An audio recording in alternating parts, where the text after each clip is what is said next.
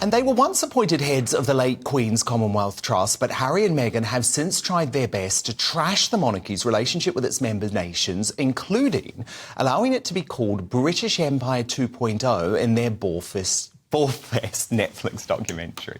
Commonwealth is still described as that, you know, a club of friends who share common values. I find that language really problematic. I sometimes call the Commonwealth Empire 2.0 because that is what it is.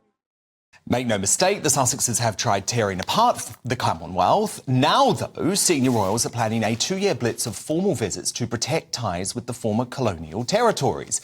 The King, Queen, William and Kate will aim to show, quote, soft diplomacy with nations like Australia, which increasingly suggests they want to go it alone.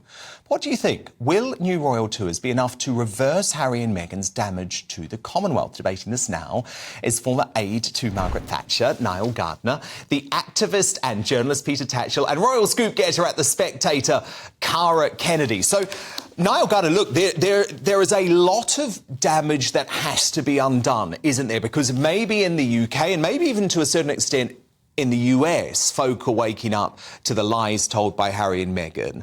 But in certain countries, Niall, for example, throughout the Caribbean, it did huge damage.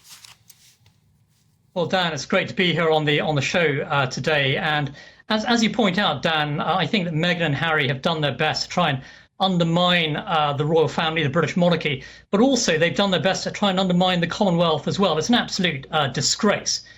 Their relentless attacks on what Great Britain stands for on the world stage. And the Commonwealth of Nations, 56 countries in total, 2.4 billion people there. It's a great achievement. So the British people should be tremendously proud, I think, of the Commonwealth. And Meghan and Harry, with their narcissism and their nastiness, will not succeed, I think, in undermining the Commonwealth. So I greatly welcome the news that senior royals will be travelling across the Commonwealth countries in the course of the next few years. Very important visits. And I do think that the future of the monarchy is in great hands. I do believe the Commonwealth is secure for many dozens of decades more as well, actually. And I think that what we are going to see is a stronger Commonwealth on the world stage. And we're going to see a British monarchy that's going to last for another 1,000 years, I think, despite the best efforts of Meghan and Harry and their arrogance and narcissism. So I do think that we are going to see a secure monarchy and a very strong and robust Commonwealth as well in the years ahead.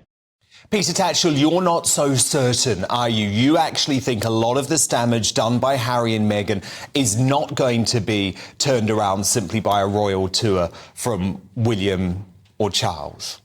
Well, I simply don't believe that Meghan and Harry have damaged the Commonwealth to the extent described.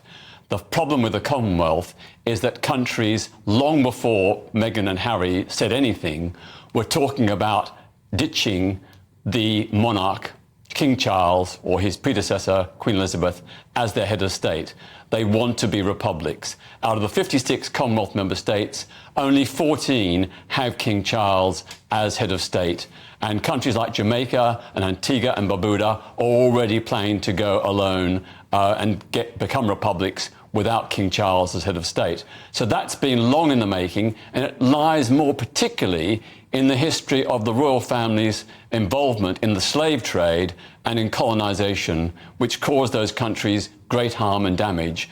That's where the anger is coming from, and that's the biggest threat to the Commonwealth. Plus, of course, most Commonwealth member states do not abide by the human rights principles of the Commonwealth Charter. They are, to varying degrees, authoritarian, autocratic states which suppress press freedom, the right to strike and form trade unions, the rights of women and LGBT plus people, and in some cases the rights of ethnic minorities as well. So the Commonwealth is a Commonwealth of often human rights abusing nations. Cara Kennedy, where do you stand on this? I think going back to the state visits is a great idea. I mean, if you need a justification for the royal family, which a lot of people do, this soft diplomacy, this preserving of relationships and creating new relationships is really the best justification that there is. But I do think, and I think that previously what we've seen is Meghan and Harry are great at one thing, and it's timing. And these overstate visits will create a big target for Meghan and Harry to kind of plan and manipulate and do what they do best. I mean, you look at Kate and William's first visit as Prince and Princess of Wales, which was in Boston, and that day Meghan and Harry released their Netflix trailer. So having these big events and planned and kind of easy to find the dates for and stuff does create a big target for Meghan and Harry to attack. Peter?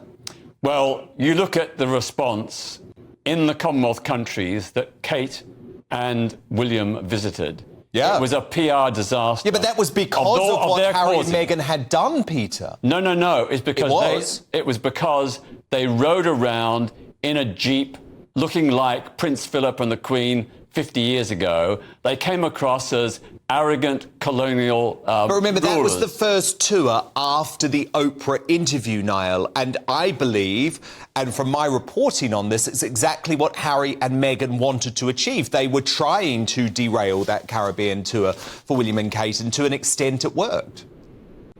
Yeah, I mean, I think that Meghan and Harry have certainly an anti-royal family agenda. They have an anti-British agenda, frankly, as well.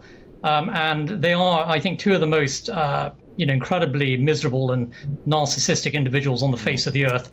And they dedicate themselves basically to undermining the royal family. The royal family is actually very, very popular in the vast majority of Commonwealth countries.